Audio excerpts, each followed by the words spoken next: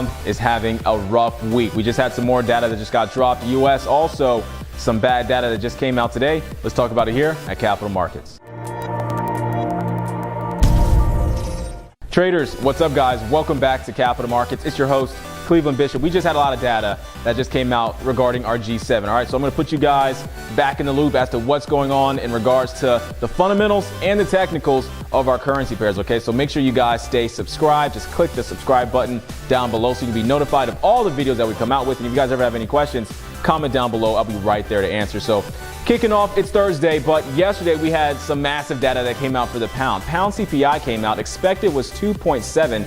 We got 2.4, okay? That ended up making pound break to an all-time low for 2018, all right? This was something we said yesterday when we saw pound not having the amount of inflows of new employees from outside of the UK, right? People coming from the euro. There used to be a big business. A lot of people from the euro used to try to get jobs in the UK. Well, that number is getting lower and lower month after month, right? So that originally made pound push sell side, and now we have another catalyst, and that was CPI. We also had RPI come out. We also have PPI come out. A lot of data this week for pound. Tomorrow, we are even going to have retail sales, okay? So this pound is getting hit pretty hard. We're at an all-time low. Right now, we're fluctuating around the $30s. Here's a quick screenshot of where we can expect pound to go if the data keeps going the way it's going. $1.25 is our next major support level on the monthly time frame.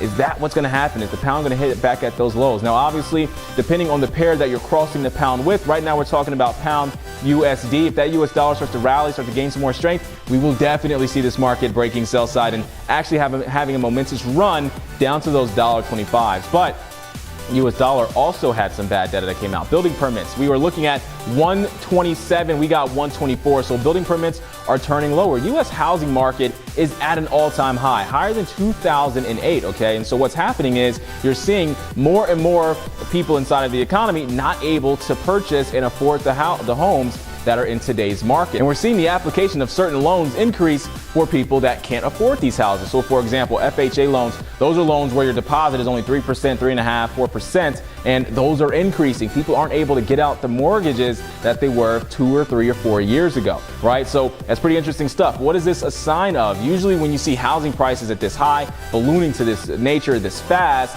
of course you're starting to see markets turn over, but is this just a quick slump? We're not sure if this is just markets maybe cooling off for just a second, maybe to take back higher, or if this is the start of the beginning of the end, so to speak, for the actual housing market altogether. So this is something that we have to keep an eye on. The second we start to see housing prices start to push sell side, you're going to get a lower sense of confidence for the U.S. market, right? So we have consumer confidence that comes out next week for the U.S. Again, maybe we don't see it this time around, but if we continue to see building permits go lower and lower and lower, eventually you are going to see consumer confidence start going lower. You're going to see people starting to save more money. That's going to start to tie up capital, right? That's going to make it so that monetary volatility goes lower, right? Which means there's going to be less money in the economy and less transactions happening, which means there's not going to be that much of a demand for capital, which means you're actually going to get a selling US dollar, which is not good if you want to short this market down to the $1.25. Okay, that's the case I'm trying to make. So we need to see more positive things happening for this US dollar to start to have this market push down to $1.25 in regards to that GBP, but we're going to have to keep an eye on, all right? Building permits came out negative. We do have some more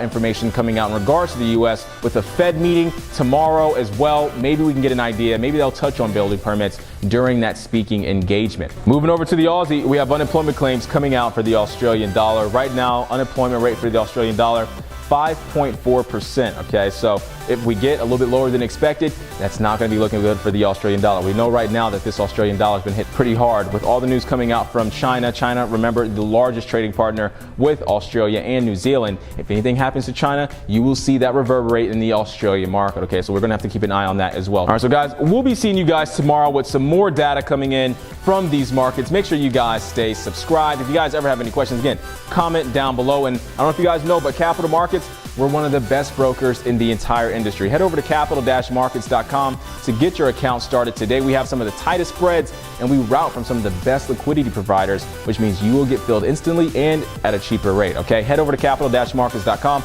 I'm Cleveland Bishop. Talk to you guys tomorrow.